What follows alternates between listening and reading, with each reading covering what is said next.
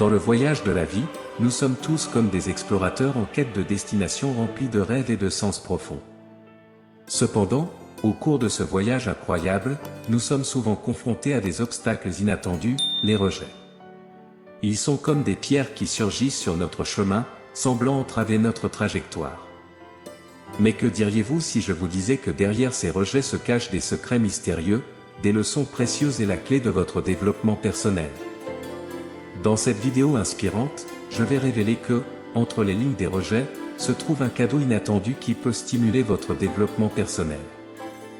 Dans la vie, nous avons tous déjà fait l'amère expérience du rejet sous différentes formes, un emploi qui ne s'est pas concrétisé, une proposition refusée, un amour non réciproque ou une idée écartée. Habituellement, nous avons tendance à considérer ces rejets de manière négative, les laissant nous démoraliser, perturber notre paix intérieure et même affecter notre estime de nous-mêmes. Cependant, que diriez-vous si je vous disais qu'il existe une manière différente d'aborder le rejet? Et si je vous présentais une perspective où le rejet n'est pas un obstacle, mais plutôt un cadeau précieux? C'est précisément ce que la philosophie stoïcienne, une tradition ancestrale qui retrouve aujourd'hui sa pertinence, nous enseigne. Explorons en profondeur cette approche historique du rejet, révélant comment cette expérience en apparence difficile peut en réalité être un cadeau précieux déguisé. Avez-vous déjà entendu parler des Stoïciens? Les Stoïciens étaient un groupe de penseurs apparus il y a plus de 2000 ans. L'essence de leur philosophie réside dans la résilience, l'acceptation et la compréhension de l'ordre naturel des choses. Au lieu de fuir les adversités de la vie, le stoïcisme nous offre un cadre pour les accepter et même les embrasser. Des penseurs stoïciens renommés tels que Sénèque, Épictète et l'empereur romain Marc Aurèle nous ont enseigné que nous devrions chercher à comprendre le monde qui nous entoure et à reconnaître l'ordre inhérent des choses. Ils ont introduit l'idée de la dichotomie du contrôle, mettant en avant que certaines choses relèvent de notre contrôle direct, tandis que d'autres n'en relèvent pas.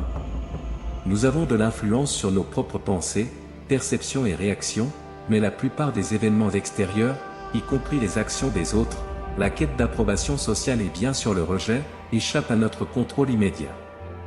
Selon les stoïciens, notre énergie est mieux dirigée vers ce que nous pouvons réellement contrôler, et nous devons apprendre à accepter avec sérénité ce qui est hors de notre portée.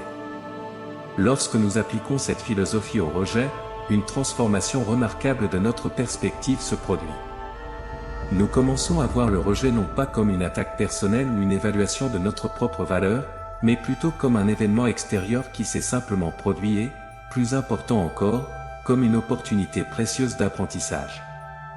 Approfondissons davantage cette vision historique de la manière dont les stoïciens abordaient le rejet. Les stoïciens adoptaient une approche singulière et émancipatrice face à l'adversité. Ils divisaient le monde en deux catégories bien définies, ce que nous pouvons contrôler et ce qui échappe à notre contrôle. Cette distinction était connue sous le nom de « dichotomie du contrôle ». Dans la sphère de notre contrôle, les stoïciens plaçaient uniquement nos propres pensées, comportements et actions. Les événements extérieurs, les événements passés et futurs, les actions des autres et bien sûr le rejet étaient considérés comme des éléments qui échappaient à notre maîtrise. Les stoïciens soutenaient que le premier pas vers une vie gratifiante et épanouissante était de reconnaître et d'accepter cette dichotomie. Ils croyaient que nous devrions diriger notre énergie vers ce que nous pouvons effectivement changer tout en accueillant sereinement ce que nous ne pouvons pas altérer. Mais comment cela était-il lié au rejet? Après tout, le rejet, sous ses diverses formes, est un événement externe, quelque chose qui nous arrive mais n'est pas de notre faute. Nous n'avons pas le pouvoir de contrôler si quelqu'un rejettera nos idées, nos sentiments ou nos efforts.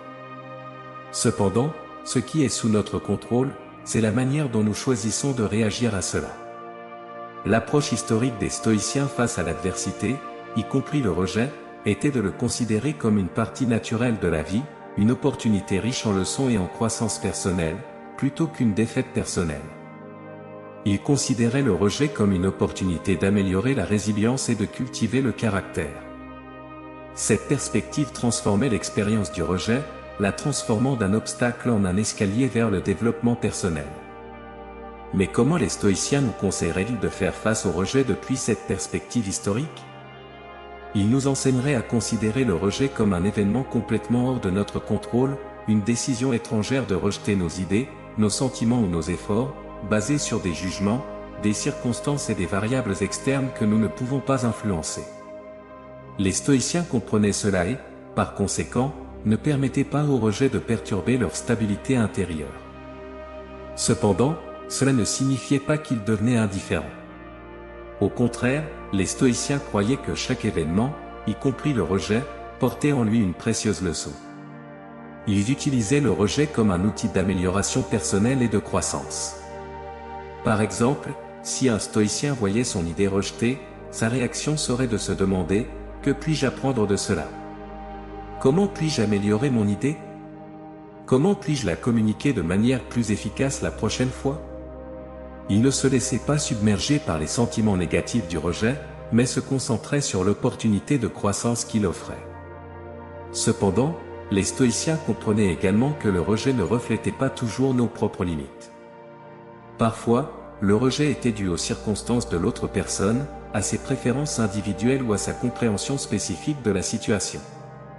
Cela était considéré comme tout à fait acceptable et faisait partie de l'ordre naturel des choses.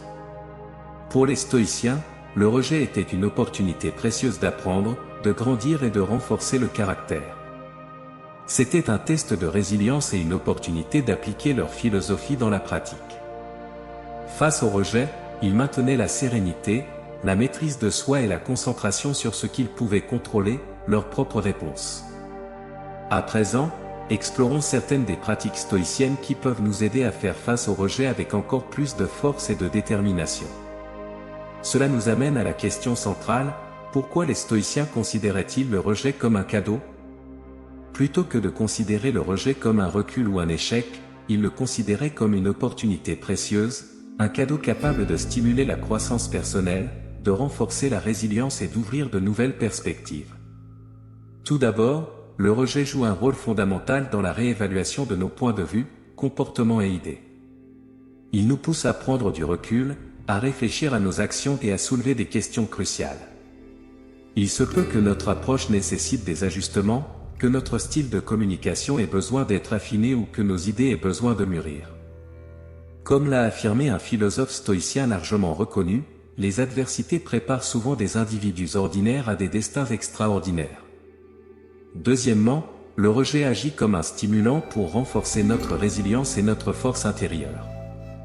Il met à l'épreuve notre capacité à faire face à l'adversité et nous montre que nous sommes capables de relever des défis. Dans les sages paroles de l'empereur stoïcien romain, Marc Aurèle, l'obstacle sur le chemin devient le chemin.